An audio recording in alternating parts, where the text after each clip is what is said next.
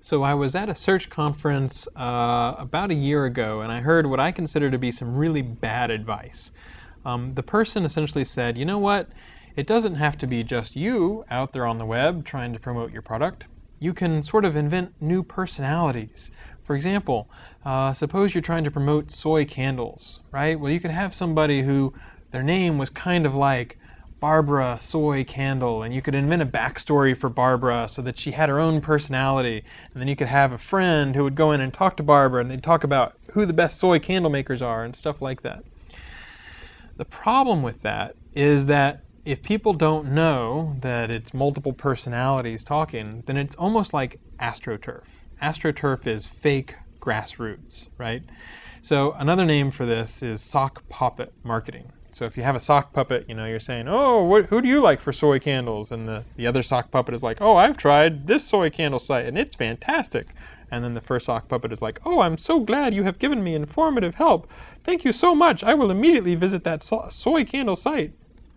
And it's not really a real conversation. Now, you might consider that annoying, but what are the consequences of doing sock puppet marketing? Well, one of the consequences became clear to a company which had to pay $300,000 under a recent settlement with the New York Attorney's General Office.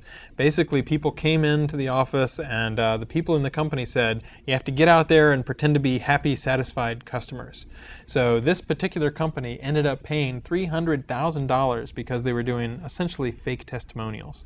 So my advice is, don't do sock puppet marketing. Don't try to do astroturfing where it's like you're inventing fake personalities to talk to other fake personalities. If something's not good enough to have good viral word of mouth, don't try to push it. Don't try to invent fake reasons why people have to talk about it. And you'll see that according to what we've been seeing, just in recent events, people do take that seriously. If you're marketing online, people take that as seriously as if you're marketing in all other kinds of media. And so if you're doing things that you would feel ashamed of if your mom or your grandmother knew about or a competitor knew about, then you might want to reconsider the techniques that you're using.